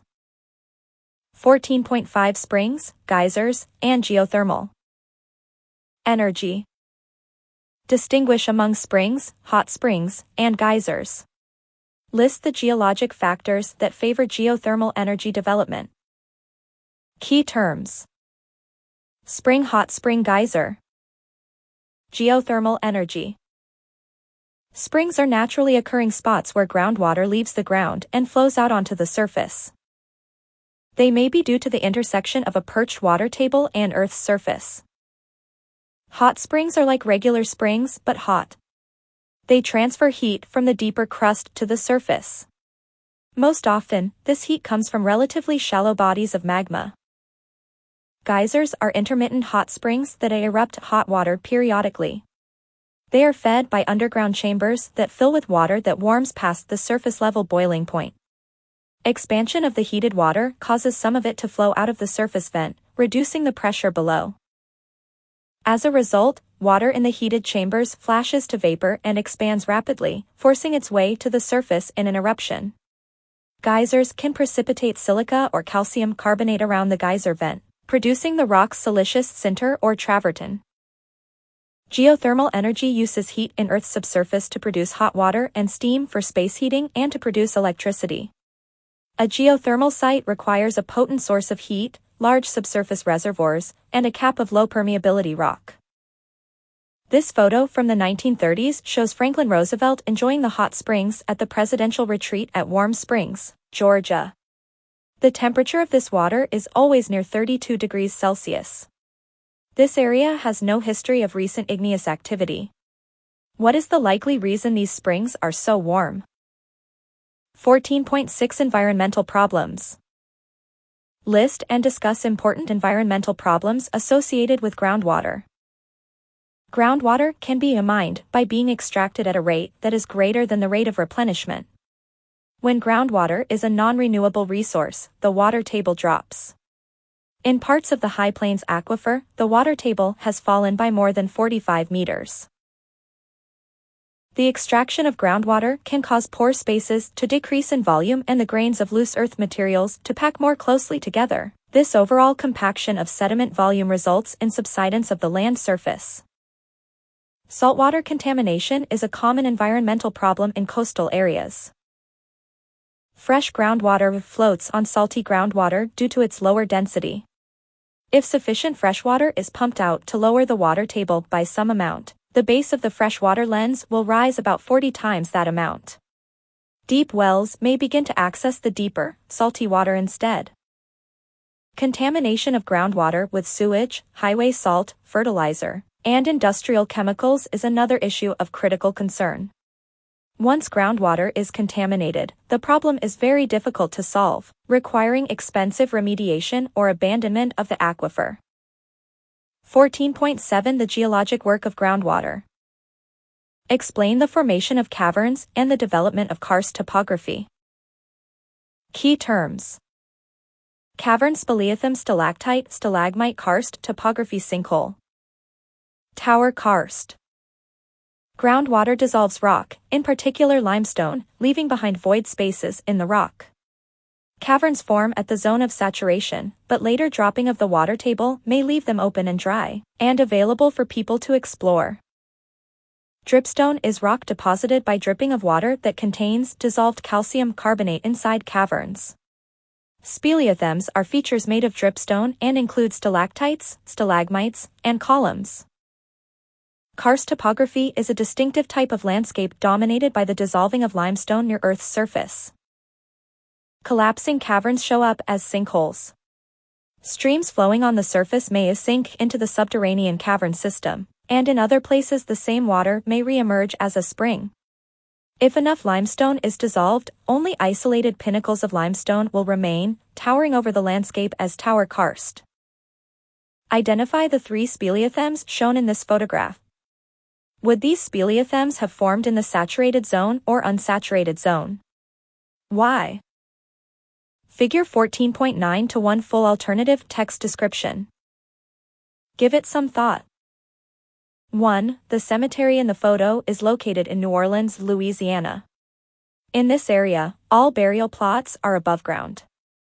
Based on what you have learned in this chapter, suggest a reason for this rather unusual practice. 2. Imagine a water molecule that is part of a groundwater system in an area of gently rolling hills in the eastern United States. Describe some possible paths the molecule might take through the hydrologic cycle in the following scenarios. A. If it were pumped from the ground to irrigate a farm field. B. If there were a long period of heavy rainfall. C. If the water table in the vicinity of the molecule developed a steep cone of depression due to heavy pumping from a nearby well. Combine your understanding of the hydrologic cycle with your imagination and include possible short-term and long-term destinations, and information about how the molecule gets to these places via evaporation, transpiration, condensation, precipitation, infiltration, and/or runoff. Remember to consider possible interactions with streams, lakes, groundwater, the ocean, and the atmosphere. 3. The drainage basin of the Republican River occupies portions of Colorado, Nebraska, and Kansas. A significant part of the basin is considered semi-arid. In 1943, the 3 states made a legal agreement regarding sharing the river's water. In 1998, Kansas went to court to force farmers in southern Nebraska to substantially reduce the amount of groundwater used for irrigation. Nebraska officials claimed that the farmers were not taking water from the Republican River and thus were not violating the 1943 agreement. The court ruled in favor of Kansas. A. Explain why the court ruled that groundwater in southern Nebraska should be considered part of the Republican River system. B. How might heavy irrigation in a drainage basin influence the flow of a river? 4. During a trip to a grocery store, your friend wants to buy some bottled water. Some brands promote the fact that their product is artesian. Other brands boast that their water comes from a spring. Your friend asks, is artesian water or spring water necessarily better than water from other sources? How would you answer? 5. Imagine that you are an environmental scientist who has been hired to solve a groundwater contamination problem. Several homeowners have noticed that their well water has a funny smell and taste. Some think the contamination is coming from a landfill, but others think it might be a nearby cattle feedlot or chemical plant. Your first step is to gather data from wells in the area and prepare the map of the water table shown here. Based on your map, can any of the 3 potential sources of contamination be eliminated? If so, explain. B. What other steps would you take to determine the source of the contamination? Figure 14.9 to 1 full alternative text description.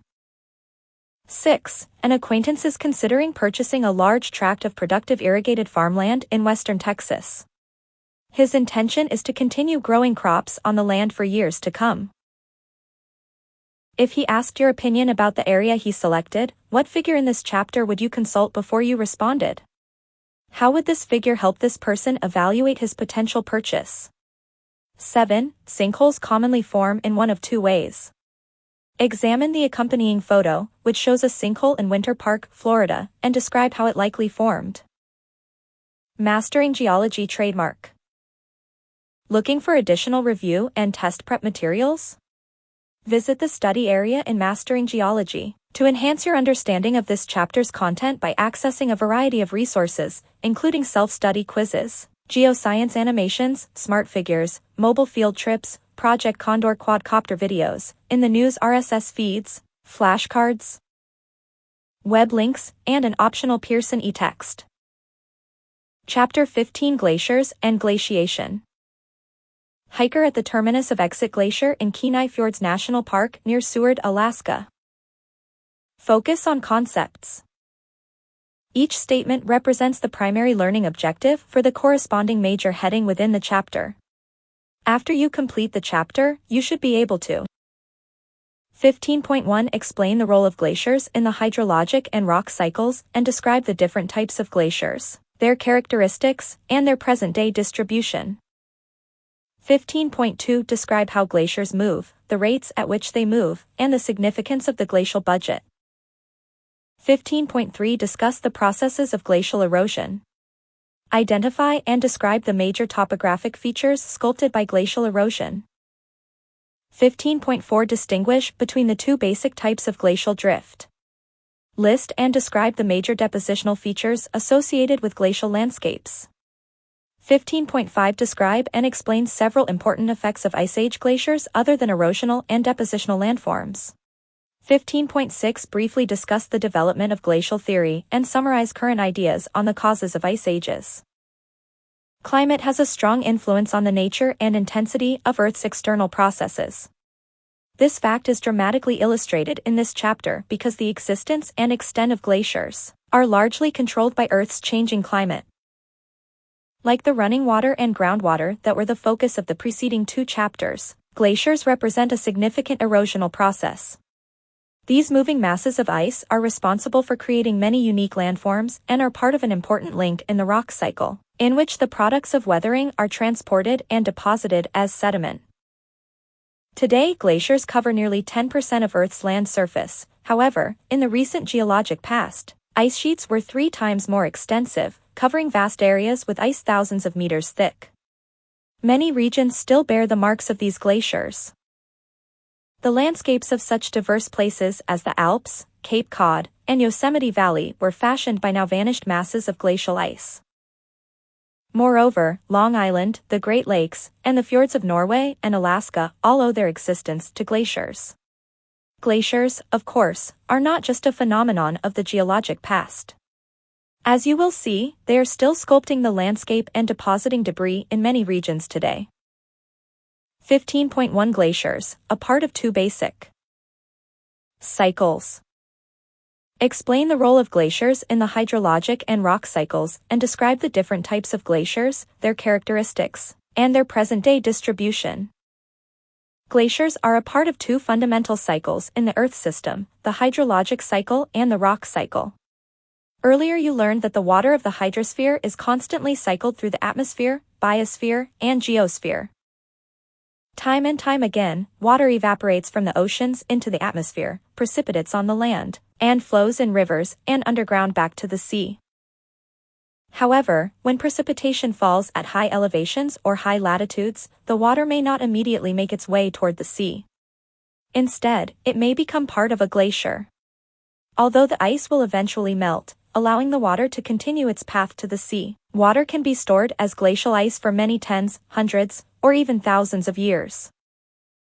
A glacier is a thick ice mass that forms over hundreds or thousands of years. It originates on land from the accumulation, compaction, and recrystallization of snow. A glacier appears to be motionless, but it is not. Glaciers move very slowly. Like running water, groundwater, wind, and waves, glaciers are dynamic erosional agents that accumulate, transport, and deposit sediment. As such, glaciers are among the agents that perform a basic function in the rock cycle. Although glaciers are found in many parts of the world today, most are located in remote areas, either near Earth's poles or in high mountains. Valley glaciers. Literally thousands of relatively small glaciers exist in lofty mountain areas, where they usually follow valleys that were originally occupied by streams. Unlike the rivers that previously flowed in these valleys, the glaciers advance slowly, perhaps only a few centimeters per day. Because of their setting, these moving ice masses are termed valley glaciers, or alpine glaciers. Each glacier actually is a stream of ice, bounded by precipitous rock walls, that flows down valley from an accumulation center near its head. Like rivers, valley glaciers can be long or short, wide or narrow, single or with branching tributaries. Generally, alpine glaciers are longer than they are wide. Some extend for just a fraction of a kilometer, whereas others go on for many tens of kilometers. The west branch of the Hubbard Glacier, for example, runs through 112 kilometers of mountainous terrain in Alaska and the Yukon Territory. This tongue of ice, also called an alpine glacier, is still eroding the Alaskan landscape. Dark stripes of sediment within the glacier are called medial moraines. This is Johns Hopkins Glacier in Alaska's Glacier Bay National Park. Figure 15.1 Full alternative text description. Figure 15.1 Valley Glacier. Ice sheets. In contrast to valley glaciers, ice sheets exist on a much larger scale. The low total annual solar radiation reaching the poles makes these regions hospitable to great ice accumulations. Presently, each of Earth's polar regions supports an ice sheet, on Greenland in the northern hemisphere and on Antarctica in the southern hemisphere. The only present-day ice sheets are those covering Greenland and Antarctica. Their combined areas represent almost 10% of Earth's land area. Smart Figure 15.2 Ice sheets. Smart Figure 15.2 Full alternative text description. Ice Age ice sheets. Watch video, NASA Greenland ice sheet stratigraphy. About 18,000 years ago, glacial ice covered not only Greenland and Antarctica but also large portions of North America, Europe, and Siberia.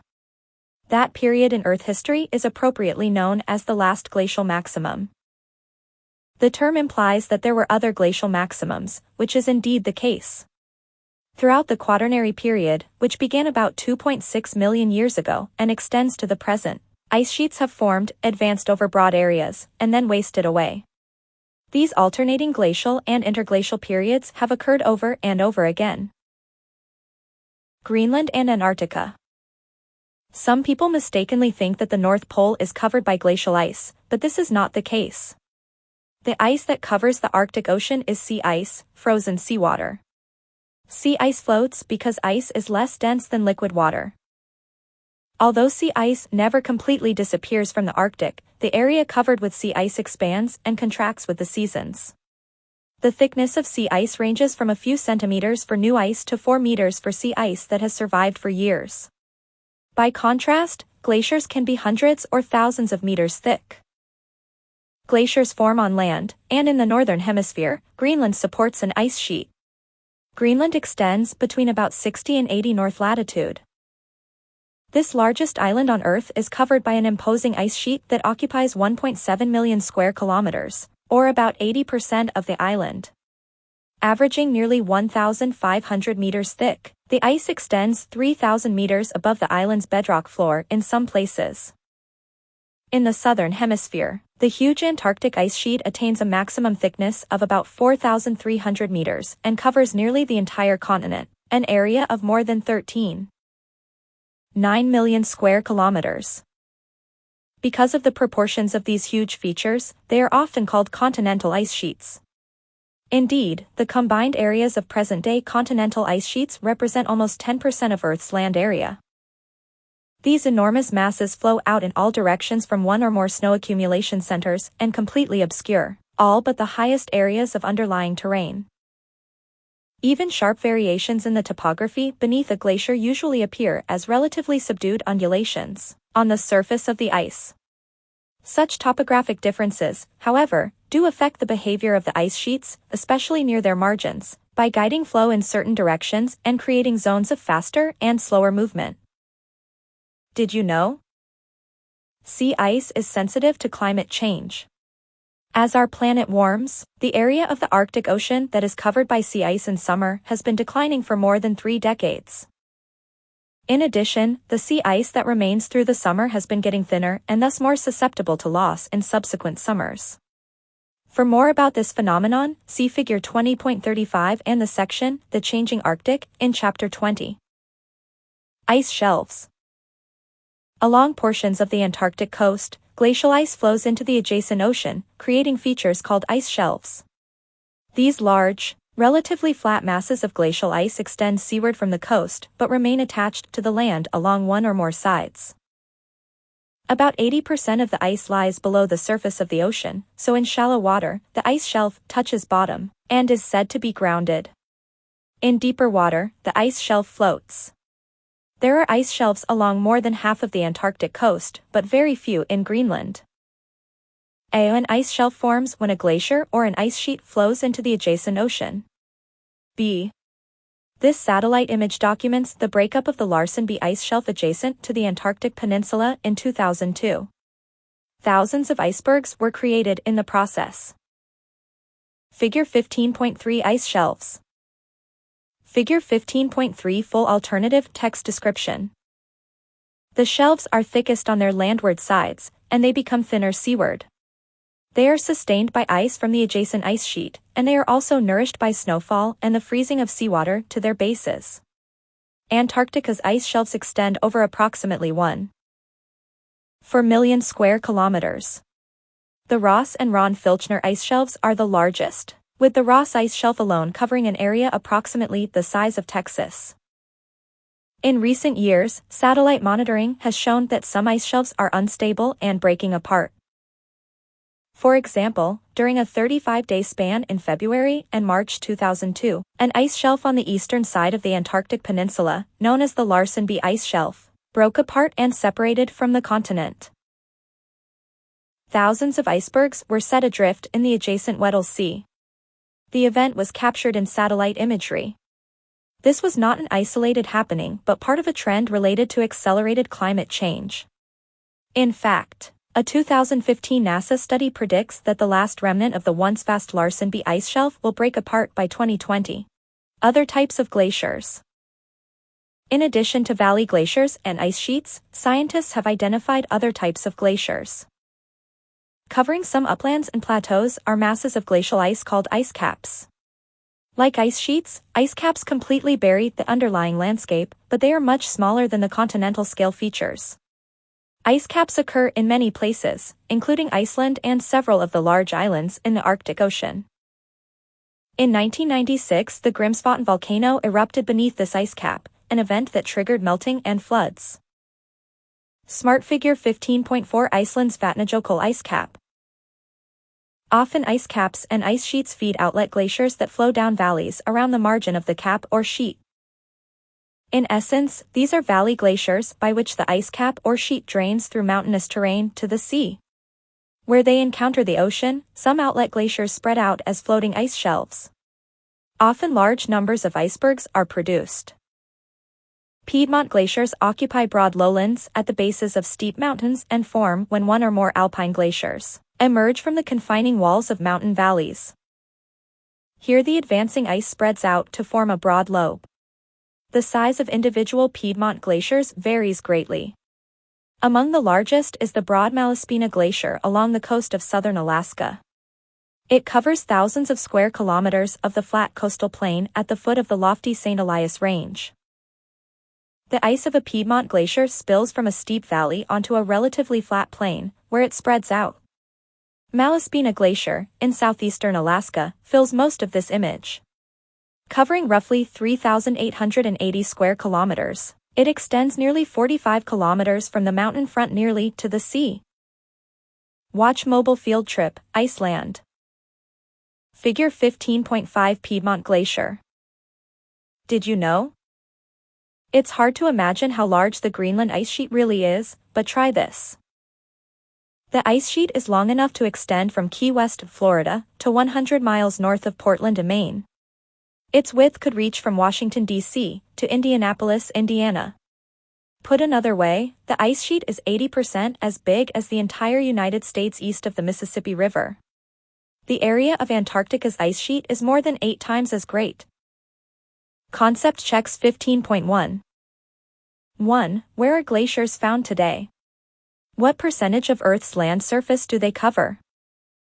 2. Describe how glaciers fit into the hydrologic cycle.